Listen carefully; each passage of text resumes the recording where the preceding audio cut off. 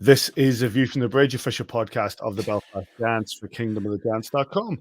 Today's Tuesday, the 18th of January, 2022. My name's Patrick Smith.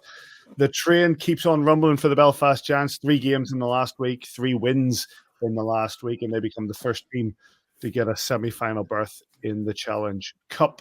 On this week's show, we talk about that Challenge Cup progress and the 4 points in the league. We'll be touching on all the talking points from the games. Simon's popped down to training, had a word with Lewis Hook, Sam Ruopp and Adam Keefe.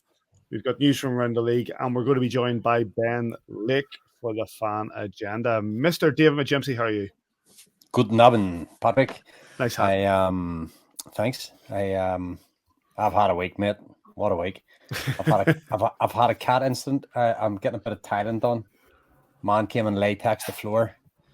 Said, don't let those cats in there. He says, don't worry, I'll put a wee barrier up. I went, you'll not be able to keep those cats out. And he went, that'll be fine. And I went on to a team's meeting in work, and he left for the day. And I went in the kitchen, and the cats had ran through the latex, and then all through the house. Of course they have. And all through the house as well. And then all through the house, yes. All over the carpets. Act like you're surprised. No, I wasn't really surprised, but bit of a disaster. Sounds like it, mate. That's disappointing. What What can you do? Nothing. Clean it up. Clean it up. Get the man back out again. Hit one about. Allegedly. Don't kick cats, kids. Mr. Kitchen, how are you? No cats were hurt in this video, or did you make a video? I'm okay, Patty. Yeah, dead on. I've had no latex or cats running about the house. Just a 17-year-old. This might as well be about the same amount of mess. But no, every part from out brings grand. and also a man who wasn't here last week because Lauren were winning the County Antrim Hubcap. It is Joel Neal. How are you? Yeah, man, I've been better, to be honest. It's been quite a week. For those on YouTube, Davy McGimsey is showing us the cat's damage. Subscribe to the YouTube. Yeah, it was an up and down week for me. Started out with winning the big bin lid for the second year in a row, and I finished it with COVID. So Oh yes, you're in COVID protocol. Yeah, swings and roundabouts, boys. But nice to get a bit of change of scenery and see your faces. I was also late onto the show tonight, and you pretty much pressed record as soon as I appeared. So still trying to catch my breath from walking up the stairs. It's actually quite a good week to get the Rona, I suppose, with the Giants being away for 3 games in a row. So if it had to happen, it's not a bad time. Yeah, not bad. On the bright side. We're going to get stuck into the show. Before we do, just a couple of bits. I had a couple of messages over the week and people saying that when they're listening to the audio, we don't have any music to start or end. That will change. We're just trying to change a few things up. As you can see in the last few while, we've been trying to upgrade a few bits and pieces. So bear with us as some things change. But if you do like the podcast and you do enjoy what we do, just going to say there are means to tell us, and that is you can send us a review on Apple Podcasts or on Spotify. Leave us a wee message on the YouTube account. Like, we're doing a lot of changes here. We'd like to hear what you think, and drop us a wee message on the reviews, as many stars as you want, or a little review on Apple Podcasts. It does mean a lot to see what you guys think, what you think we might change, what we're doing right or what we're doing wrong. And all these changes cost money, Paddy. So if you've got a little business and you'd like to be the sponsor of this show, get in touch, man. We'll take your money and turn this into something better. Absolutely. Can it get better, Davy? Can it get better? Absolutely. I just always, I remember, Paddy, how often do I have to say it? Started listening to this on a little plug-in MP3 player with one AA battery in it, and now look at us. and look at us now. Oh dear. Right, let's get stuck in, boys. We've got 3 games to discuss. One of which we'll start off with the one that took place last Wednesday, and that was the game when we took on the Coventry Blaze in the second round of the quarter-final of the Challenge Cup. And it was a 5-1 win for your Belfast Giants. Goals from Pickenich, Goodwin, Doggett, Conway, and Lewis Hook, scoring short-handed with a 5. Only one from Coventry Blaze comes from Yanni Kivalati, which was on the power play in the last 4 minutes of the game. This was, of course, live on Premier Sports, and a 7-4 aggregate win for the Belfast Giants, making them the first team into the semi-final, a one-legged semi-final that will be hosted by the Belfast Giants. Goalkeepers, Tyler Beskarowani, 24 shots on, 1 goal against at the other side. CJ Mott, whose brother scored a lovely goal in the NHL over the week. He had 34 saves and 5 goals against. Rest for Andrew Dalton and Stefan Hogarth. Going to chat quickly about this, boys, because I don't want to say it was unremarkable, but it was basically, Davy, a straightforward game of a team with momentum walking into the semi-finals.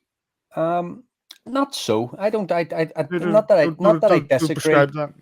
I don't. We obviously came in one down, and we had to go with the best foot forward. And to be honest, I thought over the first 20 minutes we probably rode our luck to come out with any lead at all. If we had have went in at the end of that first period a couple of goals down, I don't think we could have complained too much. I thought the Coventry players played really well in the first period. The Giants got the 2 goals. You get that wee bit of puck luck, and the 2 goals quite similar in how they were constructed and how they were put away. Getting CJ Mott to try and move left to right and getting one-timers off against them. And we went in, we got that bit of puck luck, and we turned the tie around at that stage.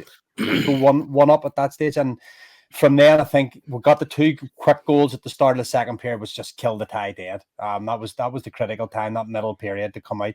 Besco, I thought, as we will not touch too much in this game, I thought Besco was outstanding. There was one redirected shot that he did really, really well to keep him at bay. 5-1, pretty comfortable scoreline. Nice to come up with a fortunate enough short-handed goal at the end there. I think it's Laker maybe coming out of the defensive zone. I don't think there's any doubt about it at all. He trips the advancing D-man, and it pops down across to Hoogie, who does really well to play the 1-2 off Mott and score the goal. But look, as you say, it was comprehensive enough on the scoreline. I think bar the first period, we were pretty dominant and deserved the win, but it just wasn't as straightforward as the scoreline might suggest. Simon, the first of a couple of nights off for you, being able to watch it without having to commentate. What were your thoughts on the Giants' performance? To be honest, I would tend to agree with Davy. I don't necessarily agree with regards to if we had been in 2 down. If it had been 2-2 or even 3-2 to us, it wouldn't have. I don't think Adam would have argued with it, because I thought the players started really, really well. We scored at a really crucial time. The first, what was it, 5.5 minutes or something up, it got the first goal. But it's all about the speed, and if they're leading 3-2, I thought they would have played the game a lot tighter. We had too many opportunities on the odd man rush. Now, yes, when you get the go-ahead goal, so when we went 4-3 ahead on aggregate, but those first 2 goals were basically 2-on-1s, and I think Danny Stewart would have been raging a lot. I didn't hear his after-game interview, but I'm sure he would have been giving them a bit of a rollicking over the whole thing, because they couldn't handle our speed. They just could not handle it. I thought we played very, very well on Wednesday night. And as Davy touched on, Besco was absolutely brilliant. It was disappointing to concede that goal late on, because I know the boys really wanted to put a show on for another Premier Sports win. And it's something that they've been doing all season, which is great. But listen, very, very well at the minute. And long may it continue. Joel, Conway with 1+2, Goody with 1+2, and that short-handed goal we mentioned from Hookie, where he just followed up his own rebound. It shows that these guys are firing. Yeah, look, and I think we could probably dedicate a whole show tonight to the Giants' top line. They just keep doing it. I was actually surprised in post game, to be honest, and I make no mistake about you guys having a better read of the game than me. But I thought the first period was scrappy, but I thought the Giants were pacey. I thought Coventry looked leggy, and I thought 5 minutes in we were off to the races. That top line just keeps doing it. Sort of lovely zone entries to play that square pass into the slot and step in between the defenders, and we had Mott caught out with that a couple of times early going. But look, I thought it was fairly routine, to be honest. I didn't think that the first period was as scrappy as maybe others had done. I could tell that we were out from the off to try and find that goal to sort of level the playing field. It was interesting to hear the thoughts of people like JJ Pickenick, who had never had that kind of aggregate score before, and how that changes your mentality. He says that in hockey you sort of live by, okay, next night it's a clean slate, off we go. It was strange to come in and have that sort of that disadvantage. I thought that they were out chasing that very, very quickly. But look, job done. We really brushed them off as we have done many other teams this season, and especially lately. And it is good, like I say, first team into the semi-finals of the Challenge Cup. And as was announced at the time, because we're top seeds, we will be hosting that one-off game.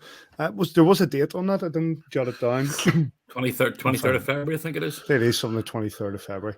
And we're yet to know who the opponents are, because the other 3 quarterfinals haven't done their second leg yet. So, but highlights of that, thanks to Premier Sports, available on YouTube from the Giants TV. And let's move on, gentlemen, to Friday night, and it was the hosting of the Cardiff Devils at the SSE Arena for the first time this season, and it was quite an entertaining game, and it of course was a 1-0 victory for your Belfast Giants. That only goal coming from Tyler Soy on 38:55. Regards to goalkeepers, Besco with a 34-shot shutout, and Matt Crew 38 shots on, 1 goal against. Andy Dalton and Liam Sewell were the toast of South Wales, and they were the referees. We are going to come to that, but before we reach,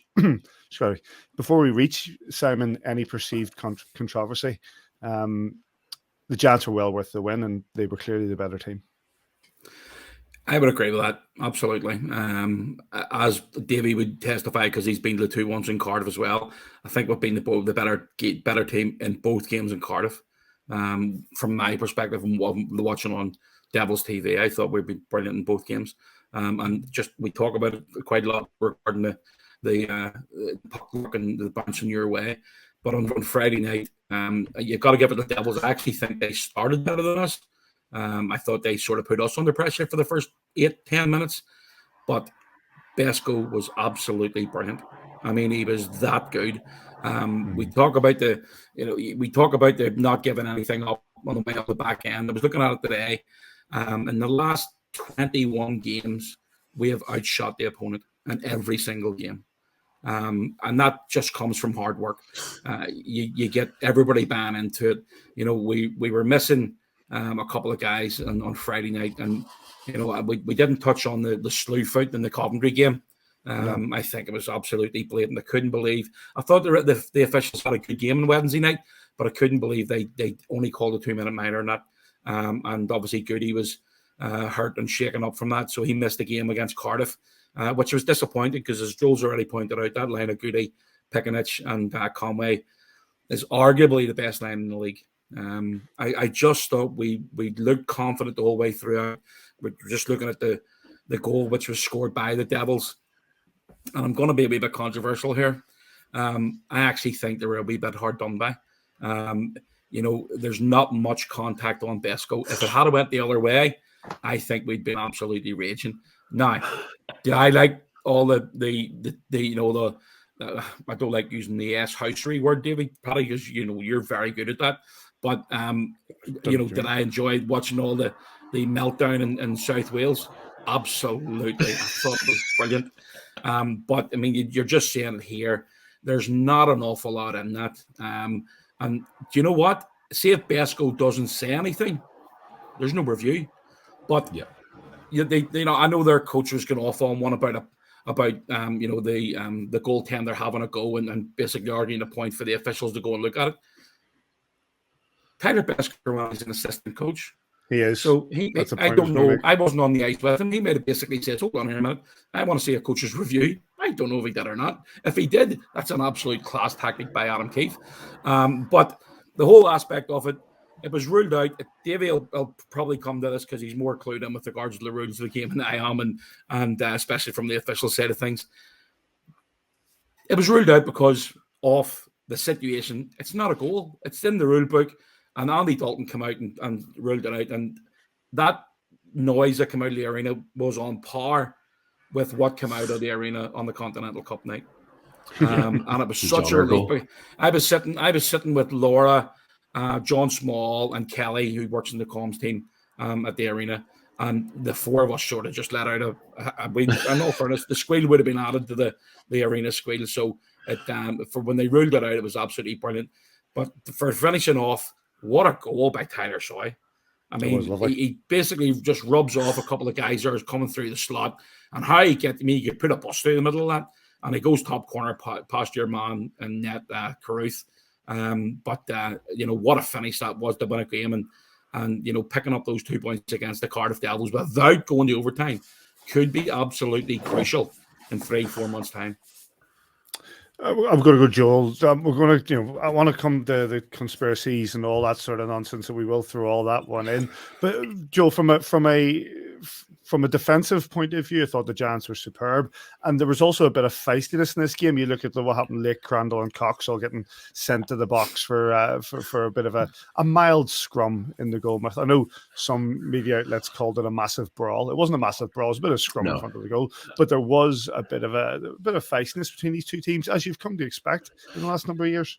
To me, I don't care what anybody says, Belfast versus Cardiff is one of the form rivalries of the Elite League over the past few years. There's always fireworks, there's always controversy, and there's always that energy online of people wanting to get one up on each other. This proved that you don't have to have a goal fest to have an absolute classic in hockey or in the Elite League. This is a game that had everything from the atmosphere, the playoff atmosphere that the players and the coach talked about, through to the aggression and the physicality on the ice. Massive talking point, which we're just looking at on the screen right now. And obviously, as you guys have said, Tyler Soy's fantastic goal.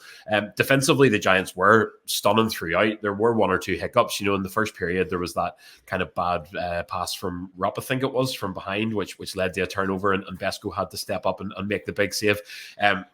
But for a game that had absolutely everything, I was on my way out of the arena, and you sort of bump into people outside as you do, and even just in conversations after I got home, the number of people that said to me, do you know what? I really needed that game tonight. I needed to feel that energy and to feel, listen, we're not going to, rest on our laurels and sort of take for granted that the Giants are on a streak and they're freely scoring and whatever else. But that game captured, I think, what it means for everybody that loves this team and loves the sport and loves the moments that this sport can provide. And it's no accident that Sis is comparing it to that night in the Continental Cup when Dustin Johnner scored in the final and the roof nearly came off the arena. It sounded similar.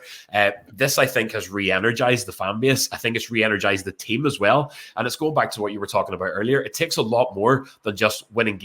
It sounds stupid. It takes a lot more than just scoring goals and trying to win games to win a championship. It takes a bit of luck. It takes these big moments. It takes moments that turn your momentum and that can push you on to bigger and better things.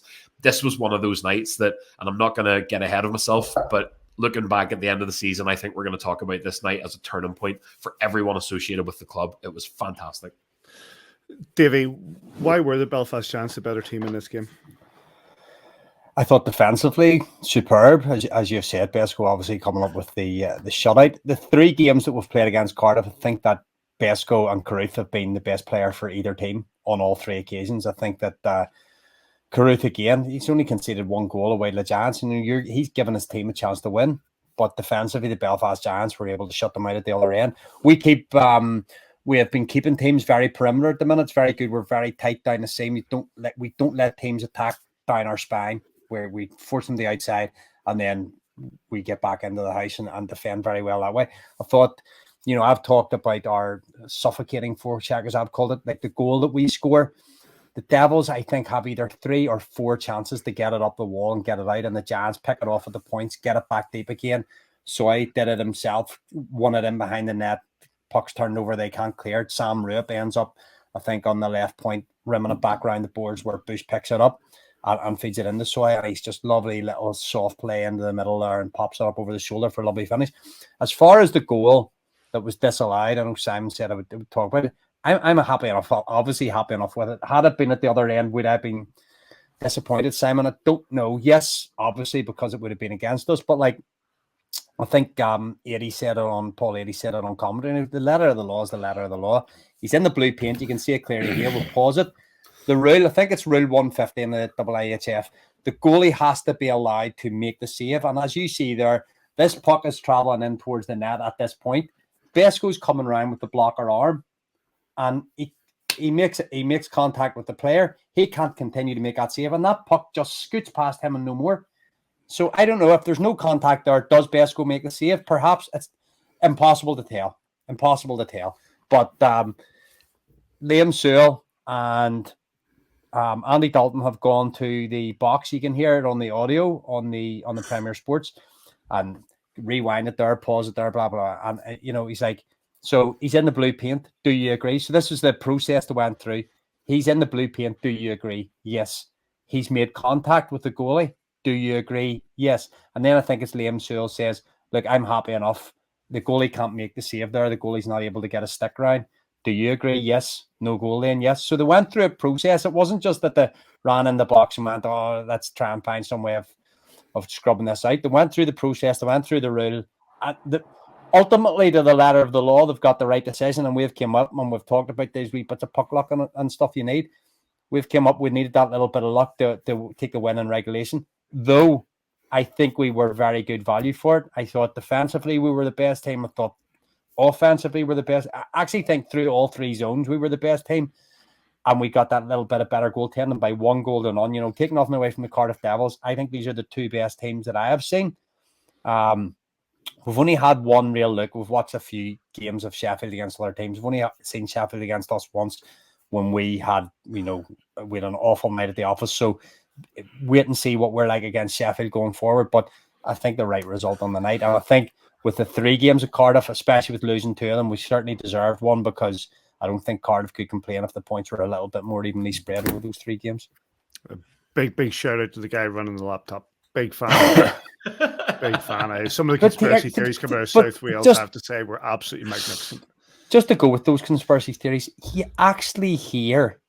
Yeah. Because Liam Sewell's mic'd up or Andy Dalton, I'm not sure which of the 2 of them or both of them mic'd up, where they're saying to the guy, can you stop it there? Can you rewind that? Can you show it? Can you change that angle? Can you stop it when he, and the thing about them, somebody saying, oh, he was telling the refs what to do. I think I'm paraphrasing here, but the refs say to him something like, can you stop it when he's in the blue paint there?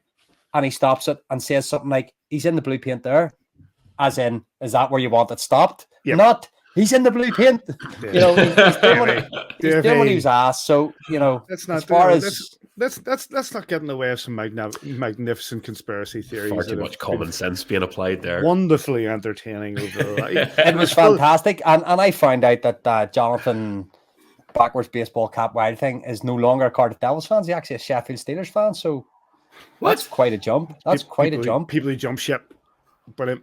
He's moved the orange. That's all right. One thing you'll never find. Anyway.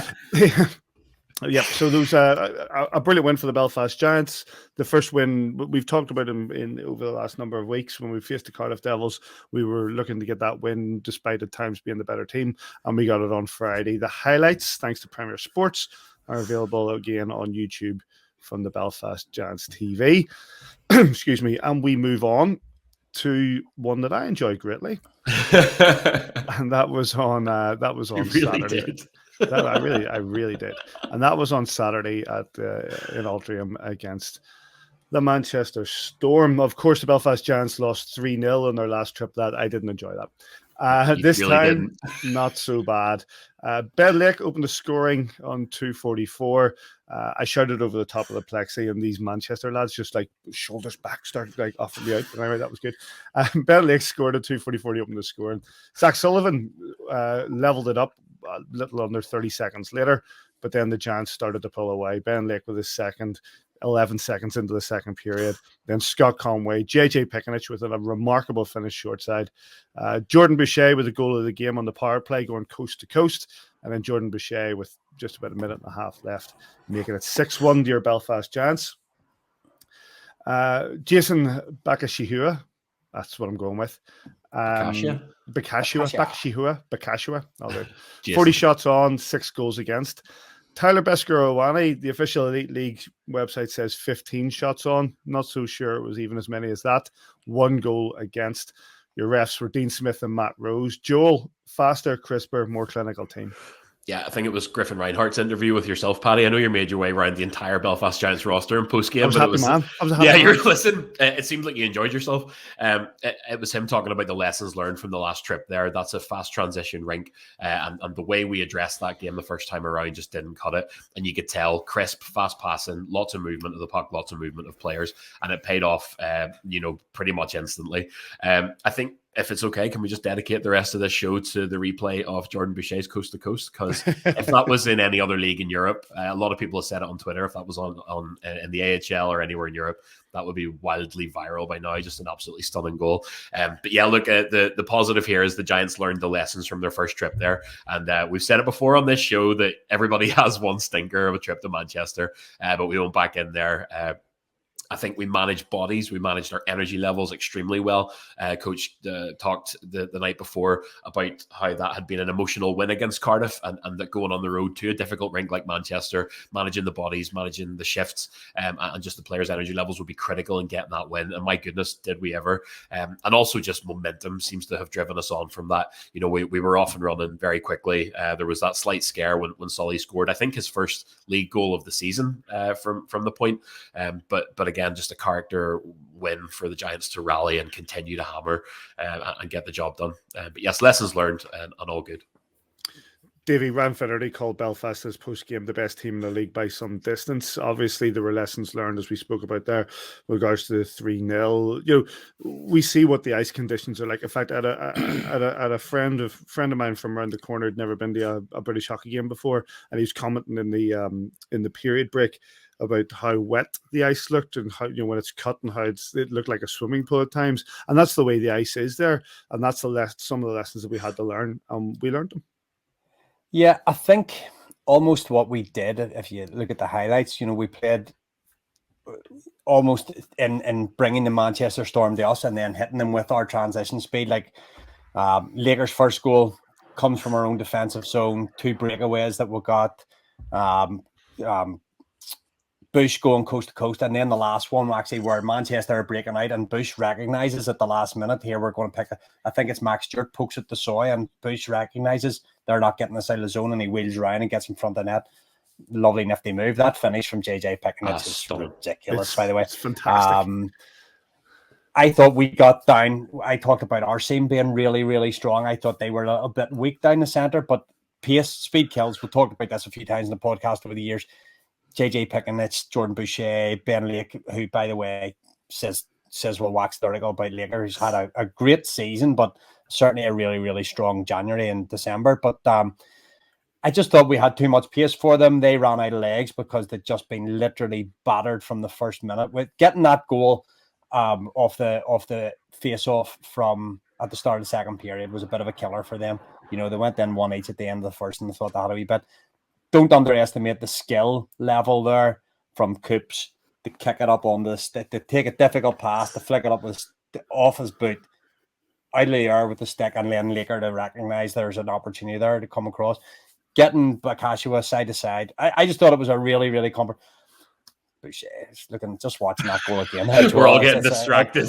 It is distracting. I remember Sis was out doing a mercy journey on Saturday night. He had to miss a bit of the game. And I phoned him literally as it went in. Says, mate, you'll not believe what's just happened. He said, what's happened? And then somebody cut me off, didn't they? Somebody hung up on me. But he rang me back and I said, we'll not say it was Laura, sure we won't.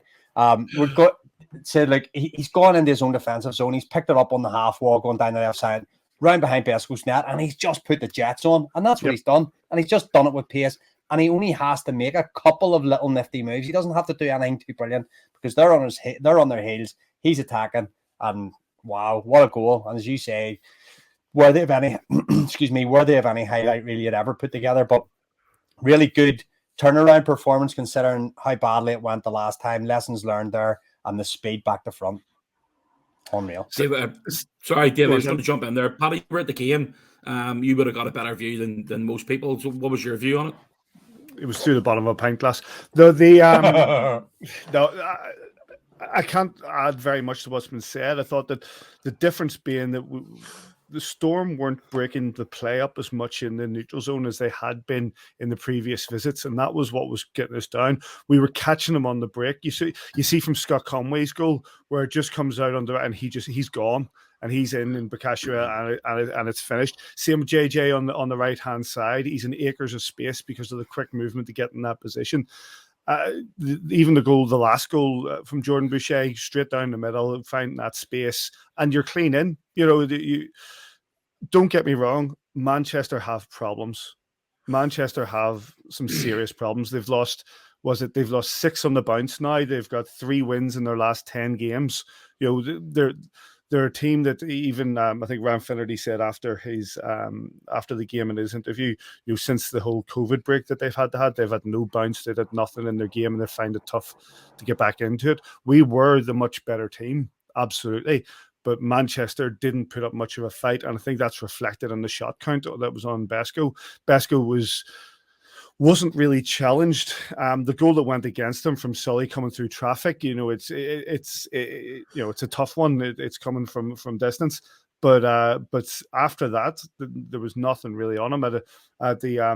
At the joy of standing in the back row next to Lynn, who's Besco's mother-in-law, more or less, and had a great time chatting, and but she was even saying that he wasn't being challenged, and that's the way I saw it. Storm didn't bring anything to this game, and the Giants just took over. With regards to the goal of the game, which is of course is the Boucher goal, I think there's a mark in my hand. I don't know if you can see that. But there's a big red mark there in my hand from me punching the wall behind me to make it just bang, because it's all tin walls just going. Just a lot. What way was it going, Paddy? What a goal! What way was it going? That'll do. Thought it was EastEnders.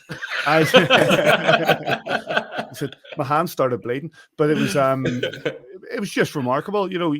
Yes, we were on the power play, but there it is there for those watching on YouTube. There's 1-2 inside through the middle of the other two and finish. And fantastic goal. Sets up the fact that shows how dominant we were in the game. And then finally, we talked about the JJ finish. The other bit that made me laugh was right at the very end. Max Stewart, of course, getting an assist on that last goal. And then Austin Albrecht decides he's just, going to shoulder him to the floor.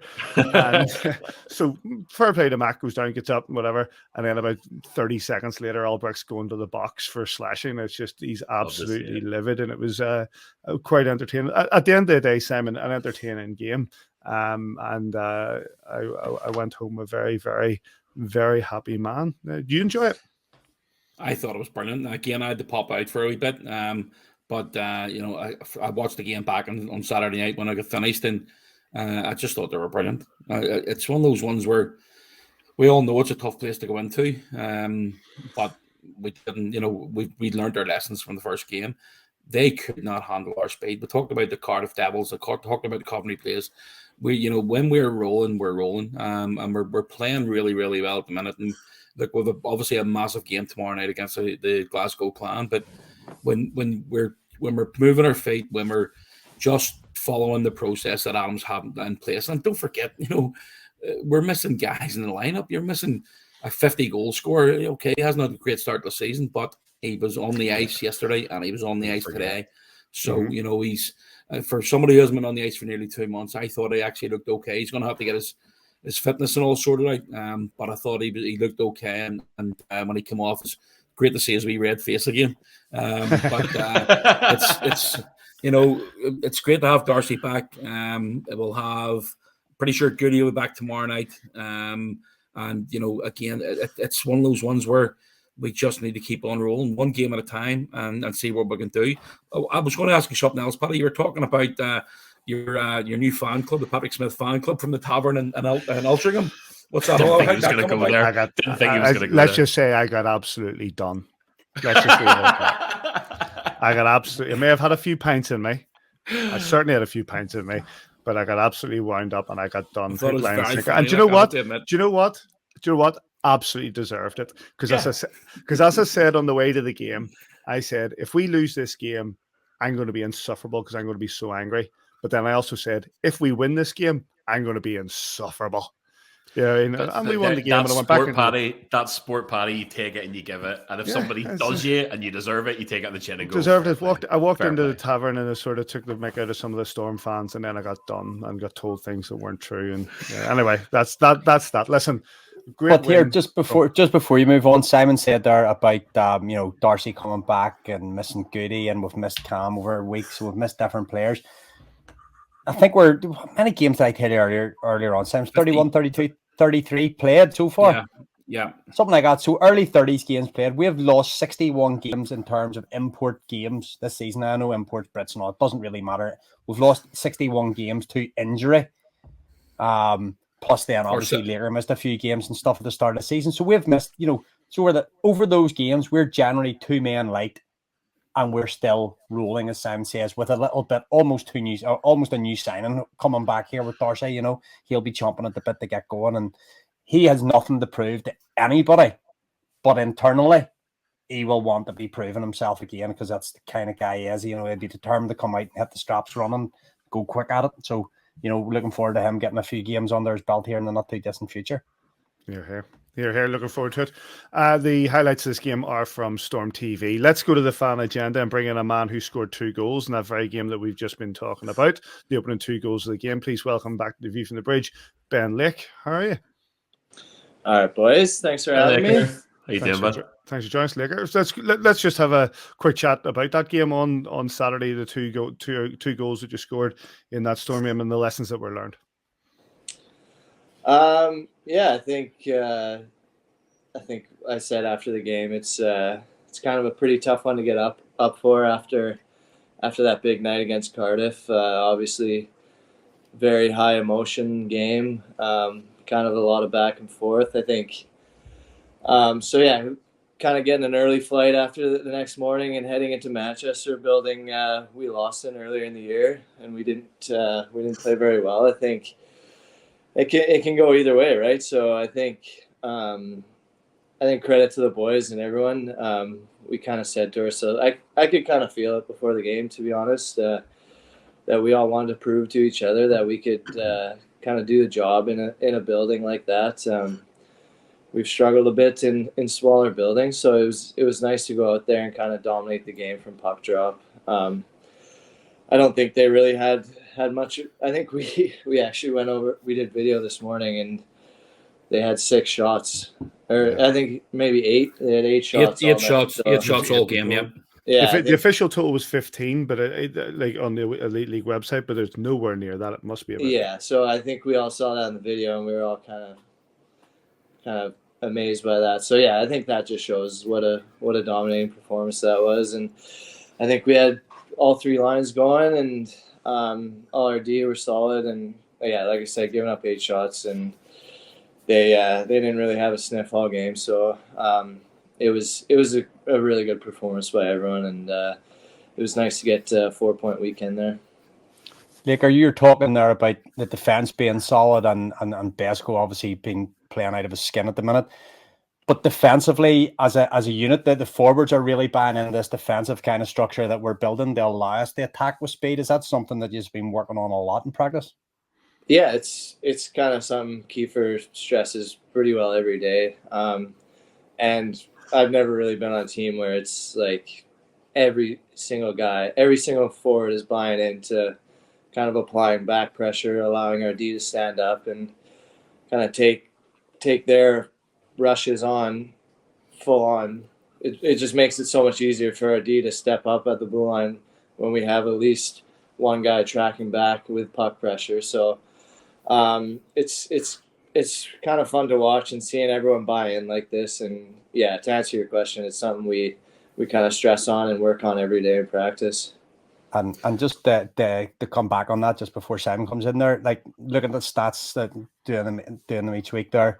The amount of blocks that people are really sacrificing. Like against Coventry last week, we're 5-1 up and people are diving in front of pucks. Rainer's costing £1 every time, but like people are diving in front of pucks at 5-1 up with the game effectively over. Yeah, no, I guess that's what happens when you have Boxy in for a couple of weeks. Nice. But no, I think the buy-in from this team right now is it's never in question. Everyone's willing to do whatever it takes to win games, and it's fun to be a part of, and everyone's got each other's back on the ice, and I think it's kind of showing. The results are kind of showing in that, and like I said, it's fun to be a part of, and watching everyone do their part to help the team win. Lake, I just want to touch on, I mean, obviously you're, let's just say one of the most experienced players in the team. I don't want to go into the age side of things. But, you know, you're one of the most experienced in the team. It's our youngest team in the 20 years that we've been playing. I'm pretty sure it's the youngest team we've ever had. But it seems to be a complete buy-in from everybody. Is that coming from the leadership group, or is that it's just literally sort of spreading like wildfire the whole way through the season? Well, firstly, you can't really see my gray hairs on here, so that's a good sign. But yeah, I mean, I don't think it's anything that we really talk about all the time or at all, really. I think it's kind of just the personnel that we brought in. I think Kiefer and Steve have done a really good job at bringing in guys that have that buy-in factor and have that kind of character that you need to win hockey games. So I think up and down the roster, you've got guys that are willing to do whatever it takes, like I said. So it's, I wouldn't say it's anything coming from the leadership group per se, but it's down to the guys we've brought in. And so yeah, it's really great to be a part of it. Liquor, and Paddy, if you don't mind, I'm going to sort of steal a question from Twitter and expand on it just slightly. Adam Beck says, what's different this season compared to 2019-20? I wanted to kind of ask you about that anyway, to be honest. You know, you had that first season coming here from the Coventry Blaze, which was obviously curtailed short. But a lot of the conversation in the stands this season has been about you and just about how you come back, lit on fire. Offensive production, just everything about your game seems to have upped even further from that last season. Was it important to you to come back to Belfast to have that full season and get a fair crack at it? And what has changed for you since the 2019-20 season and obviously the lockdowns and pandemic? Do you mean like for me personally or as a team? Yeah, for you personally. Did you want to come back? Did you want to get a full season? And what about your game and what about you is kind of different from that last season, if anything? Yeah, obviously, yeah, of course I wanted to come back. I really enjoyed my first season here. Had an awesome group of guys and really loved the city, loved the fan base, loved everything about the team. So it was basically a no-brainer for me to come back. And then obviously this year we've kind of taken that step up as a team. And I think our main problem 2 years ago was we just really had a hard time scoring goals. And I think for me personally, obviously didn't have the best start, kind of due to injury and then suspension there. So it was kind of a bit of stop and go for myself. And now sort of feeling I've gotten a good run of games here and kind of gotten my legs back under me. Playing with two really good line mates who I think we're complementing each other as well. And I think kind of the biggest thing is not being kind of totally relied on to be that guy every night that's gonna, if I don't score goals, then we won't win a game. Obviously we've got Cons and Picks and Goody kind of doing that job for us right now, so the pressure's not as huge as it was 2 years ago. So I think that's really helped myself a lot. And we've obviously got three lines that are contributing. Obviously those three guys up at the top are kind of in a league of their own right now. So it's pretty fun to watch those guys play and kind of just help them out and contribute ourselves. And on a night when they don't kind of get 3 or 4 points, then we obviously have to be the guys that step up and kind of help the team win. So I think you're being far too modest there for the record, but it's a good answer. Thank you. No, I mean, I personally, I haven't changed anything really. Obviously that season off was pretty strange, kind of like playing games in the league below and then the Elite Series. Yeah. And then going right into the World Championships from that. But yeah, nothing's really changed from a mindset perspective, but it all comes down to confidence and kind of comfortability with your line mates. And obviously Kiefer knows what I bring, so he kind of has put me in a good spot here in the last couple months for myself to succeed. So I'm enjoying it right now. I'm having fun playing. So yeah, it's long may it continue. On that sort of note, just taking a couple from Twitter here, like Tail Trooper asks you, when you took that drop down into the NIHL in November 2020, was that purely to stay sharp or was that to pay the bills? No, it was just it was more so something to do. I was here in the UK. We were living in my girlfriend and I were living in Home Firth, which is like 40 minutes from Sheffield. I still am doing some marketing work for a company. So I don't know. It was like we were in full lockdown, right? So it was kind of an excuse to get out of the house, and I would go train on Tuesday and Thursday nights and play a couple games on the weekend. So I didn't know what was going to happen in the future. I didn't know there was going to be the Elite Series to happen. Everything was kind of up in the air. I wasn't really interested in going and playing abroad. I just saw more value in kind of gaining work experience rather than going away to play in some random country. The opportunity came up. Played from, I don't even know what it was, October till I guess maybe April. Yeah. Played a few, and then the Elite Series happened. So, but no, it was fun. I really enjoyed it. Met some good guys. We ended up going, I think, 12-0 in that series. We had Kirky on our team, and so that was pretty enjoyable to watch him do his thing out there. It was mostly kind of just to stay in shape and get out of the house and do something. One more from Twitter, Alan Brett, just basically asking, do you have any pre-game rituals?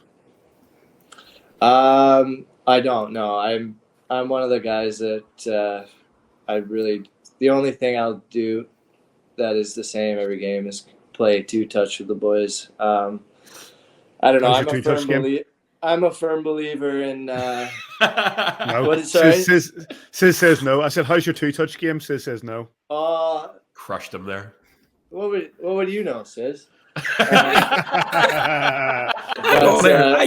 I've been watching you a wee bit, like, you know. Yeah, no, I wouldn't say I'm the best by any stretch of the matter, but you would touch like a baby elephant. Yeah, no, I got a pretty good touch. I got a touch like Coutinho. Oh, nice. Here, tell us this actually. Who's the best at two touch? Oh God, I don't want to say names because I'm sure they'll. Okay, who's the worst? It has to be a Brit. No, the worst is Wiss, 100%. I'll take that. 100% agree. Dogs at least tries. Wiss just stands there and watches the ball go over the place. What about Hooky and Longer, the self-professed football guys? Longer doesn't even play. Hooky's all right. Hookie's all right. Yeah, him and Gary usually they kind of gun for me, so I don't appreciate that much. But all in good fun. But yeah, I don't know. I won't say the best because I won't hear the end of it. I don't want to blow anyone's head up too much. Well, here let's blow Coop's head up a wee bit. Your second goal, I think it was on Saturday night, comes from cross ice pass where Coops has to take it. A little bit of two touch, pops it up in the air one time to the cross, and you're coming in at the back post. Is that from the two touch, or is that just a lucky play? Right, yeah, and he's another guy that doesn't even play. So, but yeah, that was lucky then. Yeah, that was pretty special. It's a shame you can't really see it that well on the video there, but it was nice. Yeah, it's unreal play. I knew he was over there, and I threw him an absolute grenade of a pass, and he kind of took it off his foot and then whacked it out of midair, and then the puck rebounded right to me and had a wide open net. So yeah, that was definitely one of the assists of the year. I just want to ask you a little bit about the psychology of coming back from an injury. That was a horrible injury you took right and early in the season, and as soon as you came back into the game, you didn't miss a beat in terms of your physical game that you play. You know, you've been getting involved in any little scrum going, even there on Friday night was taking a couple of Cardiff Devils players out. You had a bit of a fight earlier in the season as well. Was there any point you just parked that injury completely as soon as you were fit again, or is there anything ever in your head about don't want to get punched in the face here? Yeah, I mean, well, I guess I can say now, like I probably came back a little sooner than I should have. Well, from the doctor's advice, but I wouldn't say. Well, when you have a cage on, there's not really much risk, so I wasn't per se thinking about it all that much. I guess by the time I had the cage off, it had been probably, I don't even know, 12 weeks since the surgery. So it felt like pretty rock solid and my cheekbone felt kind of back to normal again. So it was kind of something I didn't really think about anymore, which was kind of for the best. But I guess just playing with the cage, I was probably thinking about it more just because you're not used to the cage, and it just goes through your head when you're constantly having to put that helmet on. You're seeing a cage, and it just reminds you of that injury all the time. But once I had the cage off, I kind of felt back to normal again, and so I wouldn't say I was thinking about it all that much, but yeah, I guess it's always in the back of your head a little bit. Laker, I just want to touch on where we are right now. We're in a really, really rich vein of form. Big game tomorrow night. I know the guys aren't looking ahead past the game on Wednesday night, but from a fan's perspective, the boys that are the rest of them on the podcast and the ones who are in the stands watching, we're dreaming big this year. We all want to, just like you, we want to make sure do whatever we can to help you guys be successful. And it's one of them ones where from in the room, and again, I know you probably aren't collectively talking about it, but are you daring to dream to a certain extent? Yeah, I think so. Anytime you kind of go on a run like this and in the position that we're in, I think the goal is to win trophies. So I think, yeah, like you said, it's not something we're kind of actively discussing right now. That being said, we're 2 wins away from a trophy. So I think if we kind of just keep playing the way we're playing, it's obviously gonna be tough. Like Sheffield, they're not losing games at the minute. Cardiff are a strong team. We're kind of still behind them, obviously with games in hand. But yeah, I would say our thoughts are on that league title right now, and I think we just need to keep doing more of the same, and kind of just win these games. And then once we play Sheffield, I think as long as we keep winning games, going up towards them, and then when it comes to that, they're going to be like playoff games. The intensity is going to be sky high. So, and it's something I'm looking forward to. It's not a position I've been in this league, so I can't wait to kind of get down the stretch, and hopefully we're kind of in that position where we're in a spot to put ourselves top of the league. Well, I just want to finish off from my side of things about talking about winning. And the bet that we had from the season before last, which carried forward to this year, and Liverpool not beating Spurs a few weeks ago, and the 20 British pounds, which should be paid. I don't want to make a big deal out of it, but no. obviously, after I paid my bet to you, I didn't have any notes available, but it's just the way it goes. Are we carrying this forward to the next game? Unbelievable. Okay. Unbelievable. Yeah, you don't have to answer that. A bunch of 5p coins. Says doesn't want to make a big deal of it. His standard method of communication is the official Belfast Giants podcast. Yeah, exactly. He doesn't have WhatsApp. And the funny thing is, we didn't even discuss a bet. He just comes in one day and says, "Hey, you owe me 20." I was like, "What?" To be fair, that's how you get.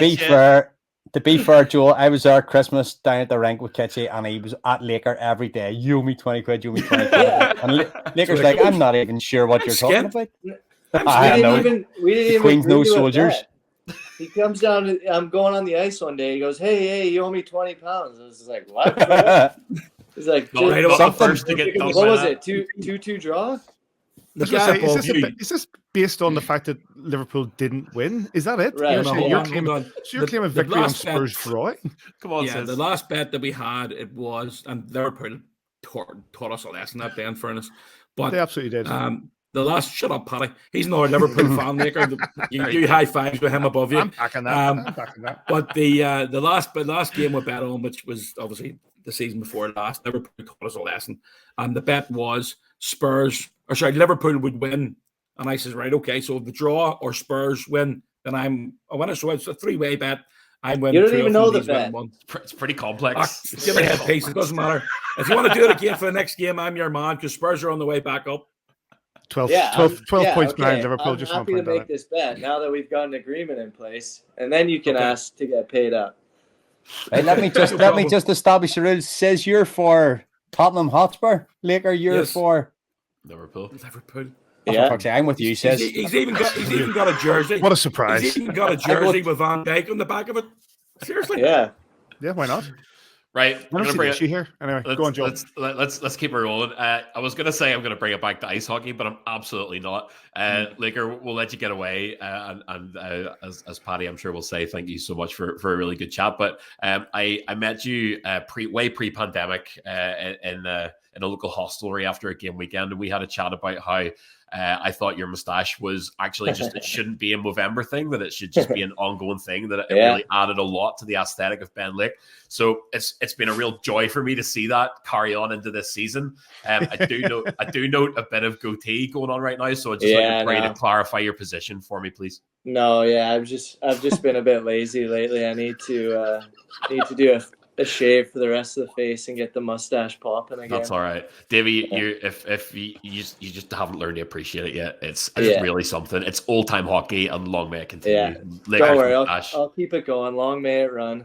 Thank you, Butter. I really appreciate you taking my comments on board that time. Yeah, of course. My girlfriend's not very happy with you. No, I know, because she was standing beside us saying, "What are you saying to him?" Yeah. I absolutely can add nothing to the hair chat. So on this point, I'm going to say thank you very much, Licker. Good luck tomorrow against the Glasgow Clan. Absolutely. And good luck for the rest of the season. Cheers, mate. Yeah, thanks, boys. Thanks for having me. Cheers. Thank you. Big thanks to Ben Lake. The crack from the lads over the last, all through the season, has been absolutely superb, and it's great to have Laker on, and maybe he'll pay that bet this is at some point in the near future. We're going to go back down to training. We're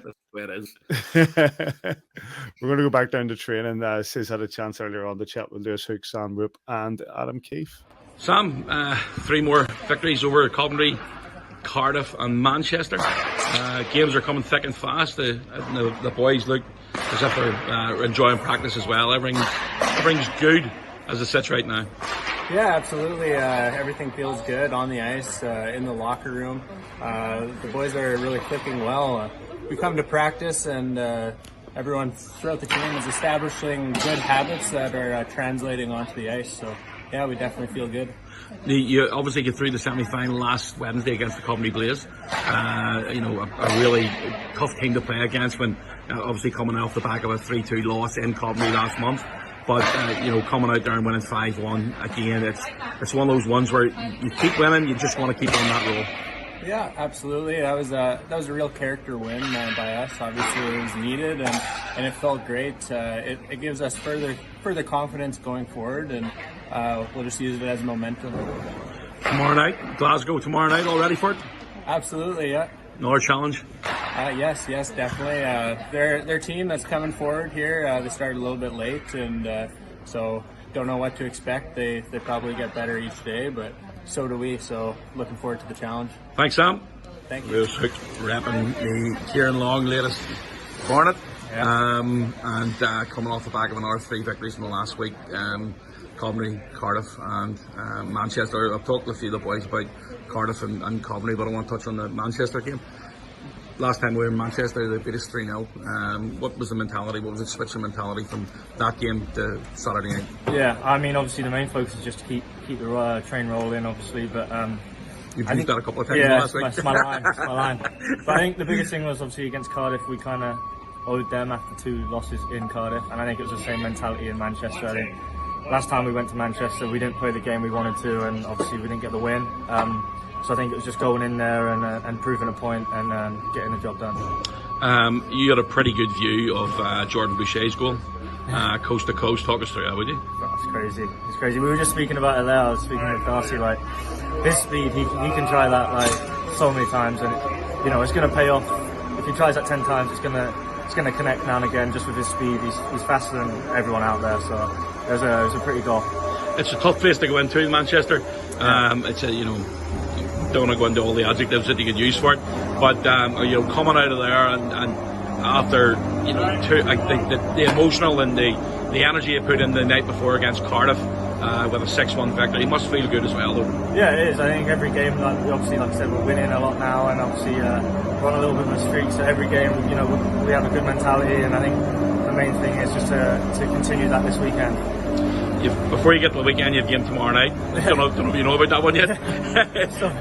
The Glasgow Clan tomorrow. Yeah. Another tough visit to Braehead ahead, and looks as if we're getting a few bodies back as well. Yeah, I think Darcy was skating today, which is great. Obviously, it's a big game again tomorrow, midweek. I don't know what the fan situation is there. Is it still behind 200? So it's going to be. We're going to have to get ourselves going here, and I think last time we played it, we played well, and I think we're just playing really well as a team right now. So we're just looking to continue that. Cheers, Ricky. Cheers, mate. Adam, back to work after another very productive and successful weekend, picking up the 4 points against Cardiff Devils, which is a really intense game in Belfast, and then obviously the trip over to Manchester with a 6-1 victory. Yeah, a huge weekend, huge week in general. Obviously, getting through in the semi-finals, get through the semi-finals in the cup. Forgot about that as well. That's right. And then obviously followed up with a big win versus Cardiff, and then to go in a very tough building in Manchester, as we found out the first time. The guys are dialed in right now, and they want more. They understand the task that's at hand here.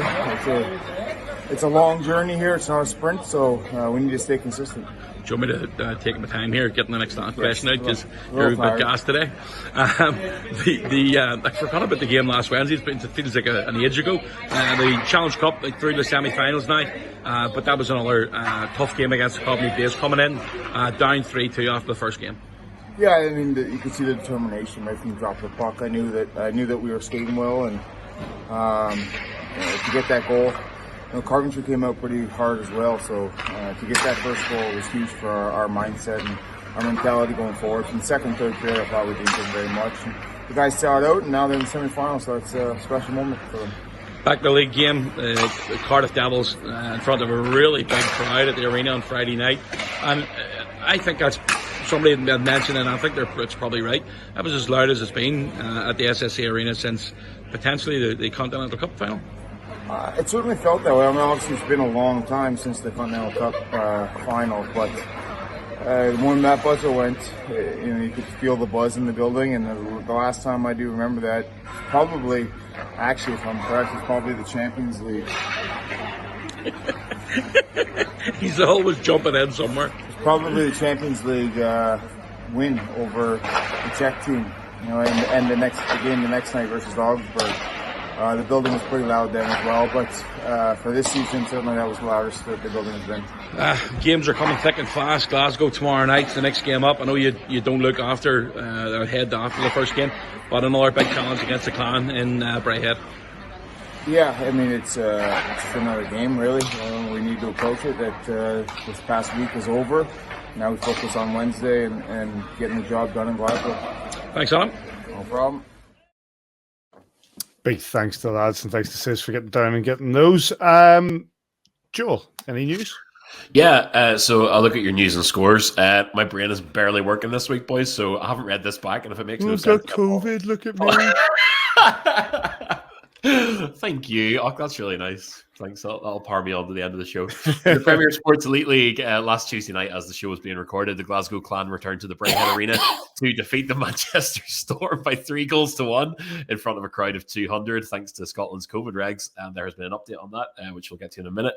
The Clan were also in action the next night. You're going to sense a theme here. I'm going to talk a lot about the Glasgow Clan for a rare Tuesday-Wednesday home doubleheader, losing to Cardiff by 3-2.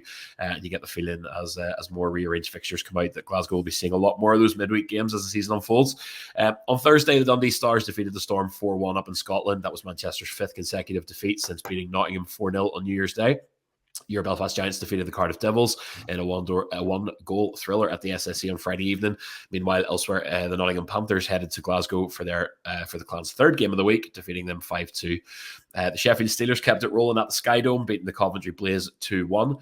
On Saturday, it was a 4-point weekend for Sheffield, defeating Guildford 6-5 to keep a hold of top spot with 39 points from 23 games played. It was also a 4-point weekend for your Giants with a 6-1 thumping of the Manchester Storm, witnessed by our own very merry Patrick Smith. The Giants keeping the pressure on Sheffield with 36 points from 23 games played, trailing by just 3 points. And they have to play each other quite a few times. And in the Glasgow Clans' fourth game of the week, they defeated the Dundee Stars by 5-3, so they got there in the end at the Dundee Ice Arena. No let up for the Clan, who have another 3 games incoming this week as they continue to try and make up ground on the fixture list from 9th in the table. Finally, on Saturday, the Nottingham Panthers were 4-2 winners in Fife at the beginning of another weekend to forget for our friend Dutz. And on Sunday, it was an OT victory for the Dundee Stars over Nottingham, winning that one 5-4 at home. There was another OT victory in Guildford, but it wasn't for the Flames, as my early season prediction on the Flames continues to come back to haunt me. Coventry took the extra point by 4-3. And Cardiff returned home from Belfast to defeat the Fife Flyers 3-2. They still sit second in the table, equal on points with Sheffield, but they've played 5 more games, which is a mad differential up at the top of that league table. So I wouldn't read too far into that just at the moment. 5 more games on both Sheffield and the Giants. And we have Challenge Cup news from this week. Your Belfast Giants have booked their place in the semi-finals with that comeback aggregate win over the Blaze that we've discussed, with the rest of the quarterfinals being settled tomorrow, Wednesday. Fife trail by 5-1 to the Steelers, but will have home advantage. Cardiff trail 4-2 to the Dundee Stars, and will have home comforts as well, but no crowd. And the Nottingham Panthers take a 4-2 lead into Guildford.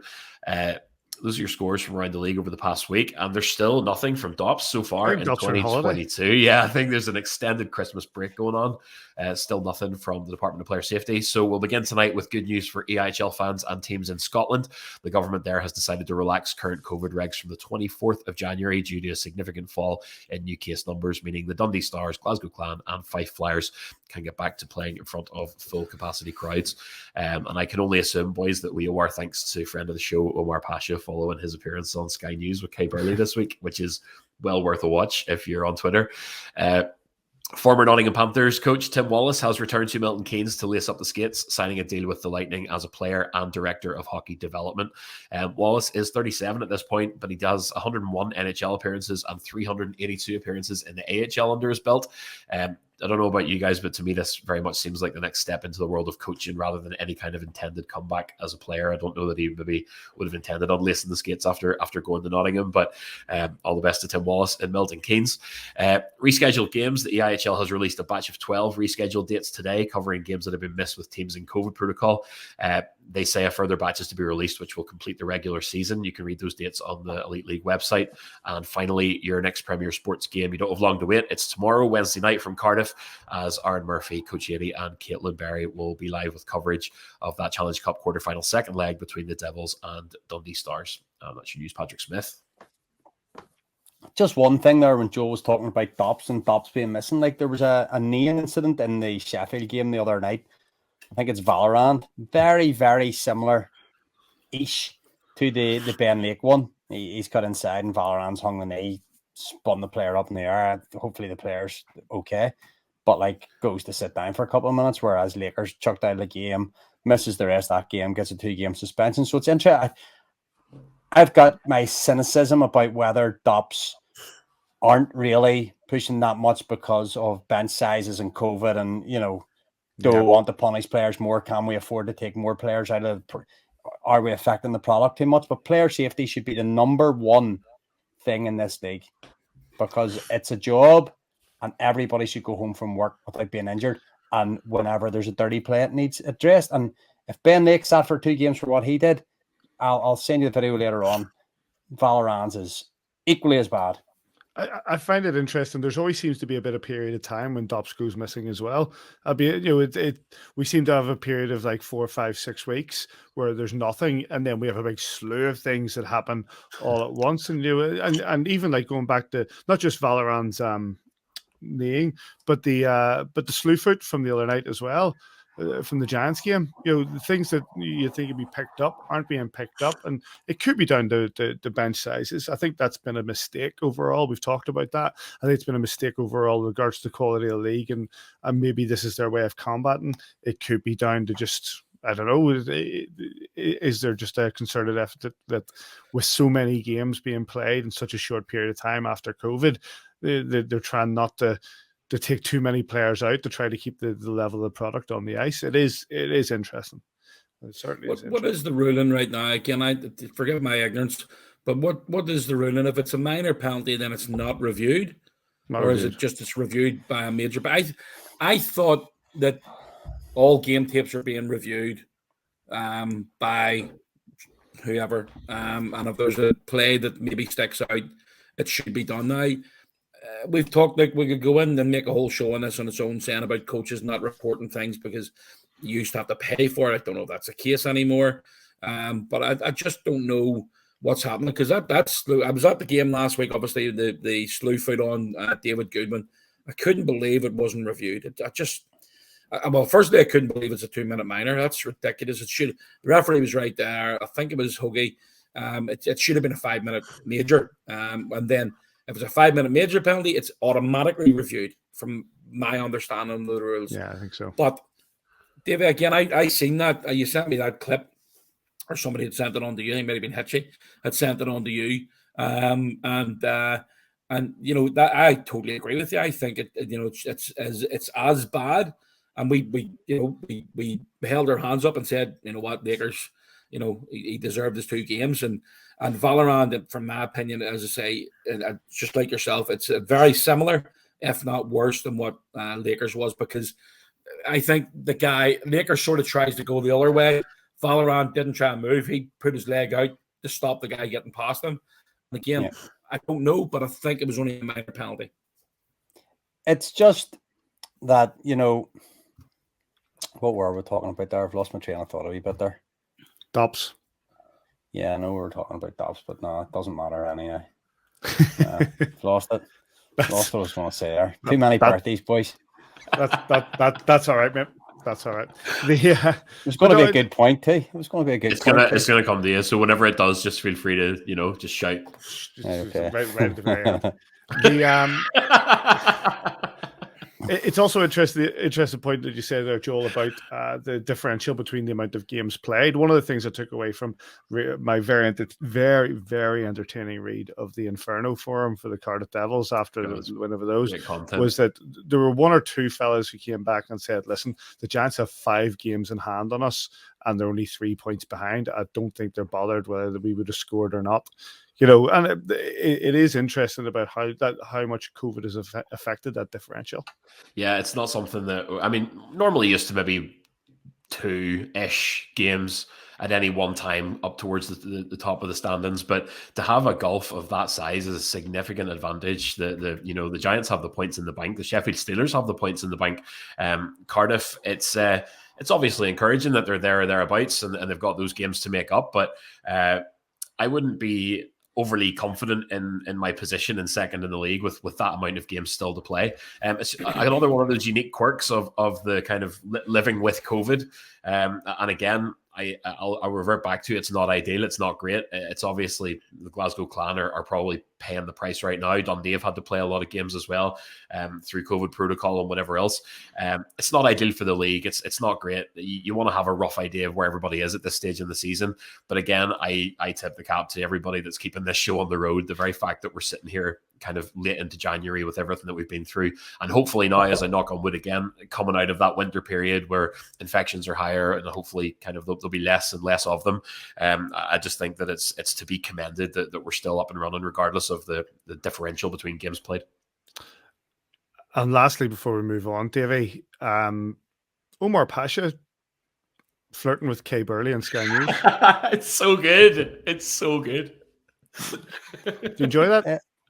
I didn't watch it, mate. You not watch it? Oh, you didn't see it? I've seen it on Twitter and stuff, but I just didn't press play. So our coach put it in one of I did. I watched the first when she introduced him as Omar Pacha. So I left it at that. Omar Pacha, absolutely. Omar Pacha. No, it was good. I found it entertaining. Fair play to Pash getting on Love Sky News and giving it that sort of. He did very well, actually. He did do very well. Anyway, thanks for that, Joel. 3 fixtures this week for the Belfast Giants, all of which are away from home. Wednesday, tomorrow, or today, sorry, if you're listening to this or watching this, at 6:30 p.m. It's the Glasgow Clan against the Belfast Giants at the Braehead Ice Centre, as we refer to it now. And hold the phone, boys. There's a webcast. Can't believe it. What? There's an actual webcast. Craig Anderson will be taking you through that game at the Glasgow Clan. I don't know if they're letting in 200 people or not. I know that the things aren't lifted till next week. Yeah, but, not just yet. Yeah, I think they're 27th or something is their first.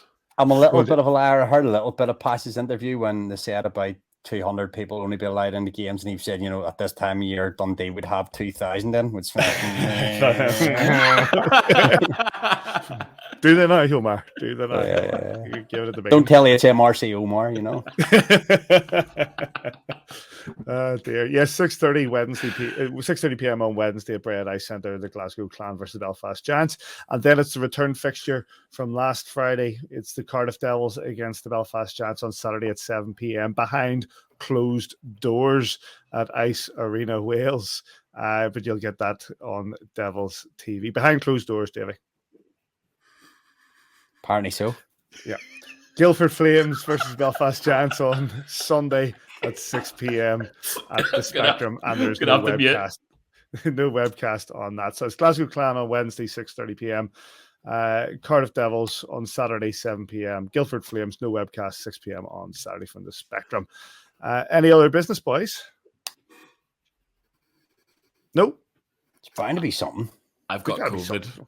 You've got Davy's the only one left. Davy's the only one left to get COVID out of the He's the athlete. Made a strong stuff, boys. Avoiding it. Bristol water, mate. Well, that's it then, boys. Then we'll just wrap it up if nobody's got anything. No? I don't think so. Bit of a shout out to Ross Manley. He's got COVID as well, apparently. So has he? Get well soon. Yeah, apparently so. Right, get well soon, Ross. Get well soon, Ross. I hope you're all right, mate. Oh, you give him an autograph the other week. Listen, you just can't say no. He's 1 in a million, our Rosser. One of the greatest video clips of all time is Ross running down the beach after the Giants have won the Elite League. If everybody could bottle that passion, my goodness, it would sound like Cardiff at the weekend every game night. Absolutely. And hopefully, Joel. We're going to go back right in the very start of the Cardiff game. How funny was it with regards to the Cardiff Devils fans going on about the goal being ruled out? I have to admit, I didn't post anything. Normally, I would have a bit of a chirp somebody, but I have to admit, I found it very humorous. Like I put on Twitter, my favorite one was the ones who were saying, "This league's a joke. This league's corrupt. This league's a mess. Well, take your banners down then. Just take your banners down. If it's take your banners down." But it was really good, the AHL, to point out where the fans were wrong. And online, and I thought that was really, really good. And fair play to, I'm assuming it was Luke, that put that up. We know he's a big Giants fan, so thanks very much to Luke for correcting all those Devils fans. Big shout. Also, a sensational mid-season comeback from Tom Darnell to get involved in the bleep storm on Twitter. You just love to see that. Somebody did tweet Barnes. Oh, did they? Somebody tweeted him and asked first. Somebody tweeted him about it, saying, "What do you make of this?" He came back and said, "No goal." I will say one thing, and I remember I actually texted you or WhatsApped you on Saturday night, Paddy, and said, "Put this on the agenda," and I sent you a screenshot. I think it was Shawnee Phillips, who should know better. Know better. The personal abuse aimed at Andrew Dalton, who was doing his job, and he made the decision along with Liam Sewell, as they saw it. They don't have any skin in the game. They just made the decision as they see it. And sometimes the refs get it right, sometimes the refs get it wrong. But we say without them, there is no game. They're part of the furniture, and we lambast them over the years. We stick up for them thoroughly over the years. We've made friends with a lot of them over the years because at the end of the day, they're hockey fans too. And the personal abuse that was levied towards them for a refereeing decision was absolutely disgusting. I want to see Sean, who doesn't know me, I'll be saying to him, start your life. That's just bang out of order. knock it on the head now. Knock on the head, kid. Yeah, grow up. I think. You think I agree better. with you, David. I agree with you. I think it was discussed in the did see some of the comments. And again, there was other people below Sean Furnace. I don't know if he started that thread, but there was other people below that. And that's, maybe the day after, but we may have had a couple of drinks and but there's absolutely nobody because again, at the end of the day, Andy was right. There was no goal. He was backed up by everybody else, and as you say, Sewell and I'll come out and say that this is the right. He made the right decision, so he didn't deserve that. And I've given ultimate a hassle over the years for the decisions that I thought he's got wrong, and in all fairness, probably 90% of stuff he's actually got right. So I'm not admitting that I'm wrong, but no, don't do that. Don't do that. 10%. No, it was a very, very entertaining evening, but and hopefully we'll get a similar entertaining evenings over the next week. On that, well, gentlemen, big thanks to Ben Lake, to Sam Ruopp, to Lewis Hook, and to Adam Keefe for joining us. Big thanks to Simon for getting down to training. Big thanks to Davy for putting those videos together for the goals. I know you cut in a couple of the other bits and pieces, so thanks to that, Davy. And big thanks to Joel for the news. Just goes to show how much of a team, as I said last week, how much of a team production this really is. Thank everybody who tweeted in with their questions for Ben Lake and the likes. You can get us on Twitter at AVFTB, on Facebook. You can get us on YouTube, on Spotify, Apple Podcasts, and all the other podcast clients, Podbean likes, at kingdomofthegiants.com, of course. And the 3 games, as I said, Glasgow Clan against Belfast Giants Wednesday at 6:30 p.m. Cardiff Devils versus Belfast Giants at 7 p.m. on Saturday. And Guildford Flames, that's behind closed doors, and Guildford Flames against the Belfast Giants on Sunday at 6 p.m. from the Spectrum. No webcast on that. Thank you very much, gentlemen. Cheers, boys. Paddy, as Lyndon Springer would say, see you next Tuesday. It's fantastic. Absolutely. And we're Is there a membership fee for this? And wherever you are this weekend, we hope you enjoy your hockey. We catch you here next time on A View from